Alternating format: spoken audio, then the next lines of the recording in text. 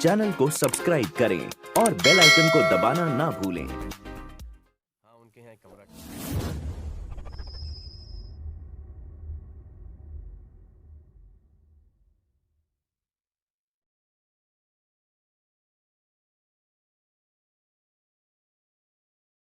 Hello दोस्तों, नमस्कार।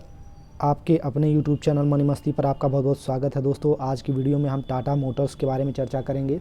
जी हाँ दोस्तों, टाटा मोटर्स की अगली चाल क्या रहेगी, इस शेयर में गिरावट आएगी या आगे कहाँ तक जा सकता है, इस वीडियो में हम देखेंगे। दोस्तों हम इसके प्रमुख बिंदुओं पर सबसे पहले हम चर्चा करेंगे। उसके बाद आगे के एक एक पैरामीटर्स को चेक करेंगे।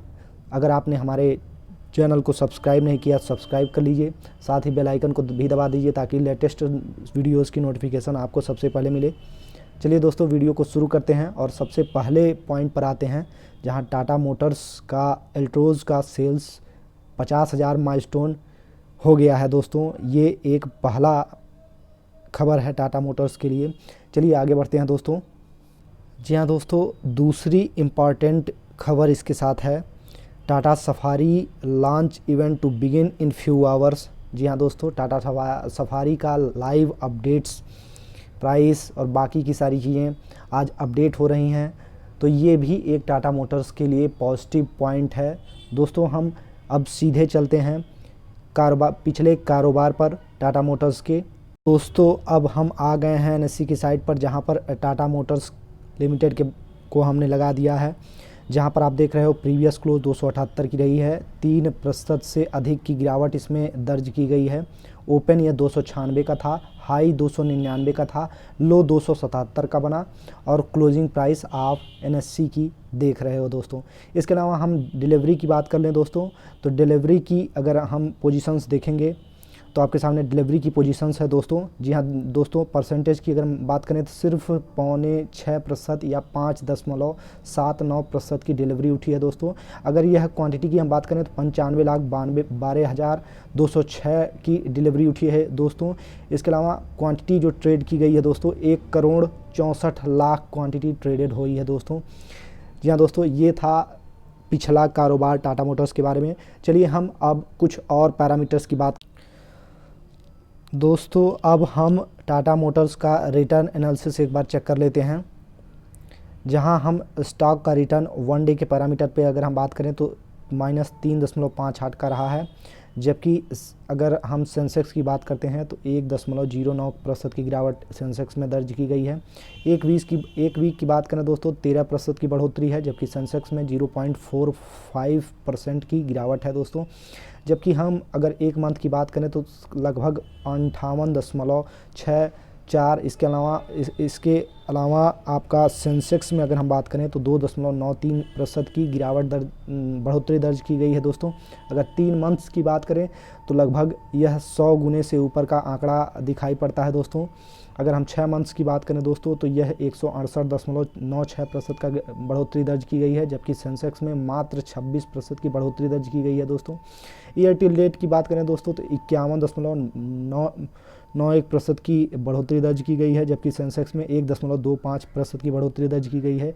1 ईयर की हम बात करें दोस्तों तो 49.66% की बढ़ोतरी दर्ज की गई है, जबकि यह अगर सेंसेक्स की बात करें दोस्तों तो 16.18% की बढ़ोतरी सेंसेक्स में दर्ज की गई है। 2 साल की बात करें दोस्तों 61.11% की बढ़ोतरी दर्ज की गई है, जबकि 2 साल में सेंसेक्स की बढ़ोतरी 34.20% की रही है दोस्तों। इसके अलावा 3 साल का पैरामीटर्स भी देख लेते हैं दोस्तों। -30% की गिरावट है दोस्तों, सेंसेक्स में 34.11% की बढ़ोतरी है। 5 साल की अगर हम बात कर लें दोस्तों 16% की गिरावट है, जबकि सेंसेक्स में 97% की बढ़ोतरी दर्ज की गई है। 10 साल के पैरामीटर्स पर 21% की बढ़ोतरी है दोस्तों। इसके अलावा अगर हम सेंसेक्स की बात करें तो 154.87% की बढ़ोतरी सेंसेक्स में दर्ज की गई है। तो ये था दोस्तों रिटर्न प्रोफाइल टाटा मोटर्स का। इसके अलावा अब हम आ गए हैं टाटा मोटर्स का रिजल्ट चेक करने के लिए सितंबर क्वार्टर में किस तरह का आंकड़ा दर्ज किया गया था। अगर हम सितंबर 2020 की बात करें क्वार्टर 2 की, तो नेट सेल्स का आंकड़ा 53,530 करोड़ का आंकड़ा ये है दोस्तों, जबकि जून क्वार्टर में 31,983 का यह आंकड़ा था दोस्तों। चेंजेस की बात करें तो 67.37% की चेंजेस है। नेट प्रॉफिट की बात करें दोस्तों तो -314 करोड़ का प्रॉफिट दर्ज किया गया है, जबकि जून में यह -8,437 करोड़ का रहा था। अगर हम परसेंटेज में चेंज की बात करें तो जंप दिखाई दिया है दोस्तों 96.27% का। चलिए दोस्तों हम आगे के पैरामीटर्स को चेक करते हैं। दोस्तों अब हम सितंबर 2020 से सितंबर 2019 मतलब ईयर ऑन ईयर बेसिस की तुलना कर रहे हैं। तो आपके सामने आंकड़ा है नेट सेल का, जहां 53,530 का आंकड़ा सितंबर 2020 में दर्ज किया गया है, जबकि सितंबर 2019 में 65,431 करोड़ का आंकड़ा नेट सेल्स में दर्ज किया गया था। आप देख सकते हो -18% की पिछले साल से गिरावट दर्ज की गई है। नेट प्रॉफिट की बात करें -314 करोड़ का नेट प्रॉफिट रहा है इस सितंबर 2020 में। अगर पिछले साल की बात करें दोस्तों तो -216 करोड़ का रहा था, जिसमें गिरावट दर्ज की गई है दोस्तों -45.20% का। चलिए दोस्तों इसकी मार्जिन की बात करें तो प्रॉफिट मार्जिन का आंकड़ा आपके सामने है। क्वार्टर ऑन क्वार्टर बेसिस पर हम अगर बात करें तो 11.54 का रहा है दोस्तों सितंबर 2020 में। जून 2020 की अगर हम बात करें तो 2.17 का रहा है दोस्तों ऑपरेटिंग प्रॉफिट मार्जिन। इसके अलावा अगर हम सितंबर 2019 एक साल पहले की बात करें 10.88 का रहा था ऑपरेटिंग प्रॉफिट मार्जिन। तो इसमें इंक्रीजमेंट देखने को मिली है दोस्तों। यह आपके लिए एक पॉजिटिव पॉइंट दिख सकता है दोस्तों।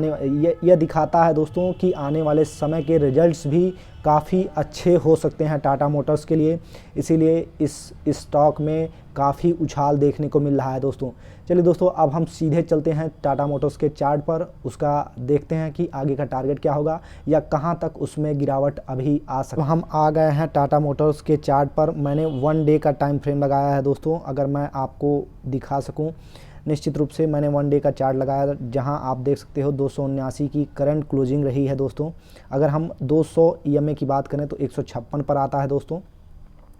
जी हाँ दोस्तों, मैंने इसको लगा के रखा है। अगर हम RSI की बात करें दोस्तों, निश्चित रूप से डाइवर्जेंस बना है और इसमें एक गिरावट देखने को मिल रही है दोस्तों। अगर हम MACD की बात करें दोस्तों तो यह MACD में अभी किसी तरीका का कोई सिग्नल नहीं है, तो हम इसे पॉजिटिव ही मानेंगे, लेकिन RSI को निश्चित रूप से नेगेटिव ही मानना चाहिए दोस्तों। अगर हम प्राइस की बात करें, प्राइस एक्शन की बात करें दोस्तों, तो प्राइस एक्शन में आप देख सकते हो वॉल्यूम, अगर मैं इसको सबको हटाकर मैं केवल वॉल्यूम पर आपको फोकस कराऊं तो निश्चित रूप से वॉल्यूम पिछले कई दिनों का ये फ़िलहाल हाई रहा है दोस्तों। सेलिंग में आप देख सकते हो। इसके अलावा अगर हम प्राइस की बात करें दोस्तों तो निश्चित रूप से नियर टर्म में एक रेजिस्टेंस फेस कर रहा है प्राइस दोस्तों। अगर ये है अपने हाई को क्रॉस करता है तो निश्चित रूप से इसके आने वाले टारगेट 330, इसके अलावा 350 तक के इसके टारगेट हो सकते हैं दोस्तों। यह निश्चित रूप से अगले मंथ में या उसके अगले मंथ में हो सकता है दोस्तों, पॉसिबल है टारगेट। लेकिन अभी के लिए मुझे लगता है एक रेजिस्टेंस फेस 310 के 305 के नियर अबाउट में दिखाई देता है। तो यहाँ एक रेजिस्टेंस फेस होने के कारण इसमें एक गिरावट देखी जा सकती है दोस्तों। अगर हम सपोर्ट की बात करें तो सबसे पहला सपोर्ट जो दिखाई देता है दोस्तों वो टाटा मोटर्स के लिए है दोस्तों, जो कि नियर अबाउट 270 के नियर अबाउट आता है, जहाँ तक मुझे दिखाई पड़ता है दोस्तों। अगर मैं बात करूं तो यह निश्चित रूप से टाटा मोटर्स 270 के नियर अबाउट पहला सपोर्ट आता है। अगर 270 को यह तोड़ता है दोस्तों तो निश्चित रूप से उसके बाद का अगला सपोर्ट मैं आपको बता दूं, यह 251 रुपये का अगला सपोर्ट है। तो आपको स्टॉप लॉस 251 का रखना चाहिए दोस्तों। इसके अलावा अगर नीचे गिरावट मिलती है दोस्तों तो इसमें ख़रीदारी की पोजीशंस बनाना चाहिए। क्योंकि ये निश्चित रूप से एक पॉजिटिव ट्रेंड लाइन में ट्रेड कर रहा है, तो आपको गिरावट में इसका फ़ायदा उठाना चाहिए, इसको एक्यूमुलेट करना चाहिए। टारगेट आपको मैंने बता दिया है। निश्चित रूप से आपको 330 से 350 ऊपर के लेवल्स आपको दिख सकते हैं टाटा मोटर्स में।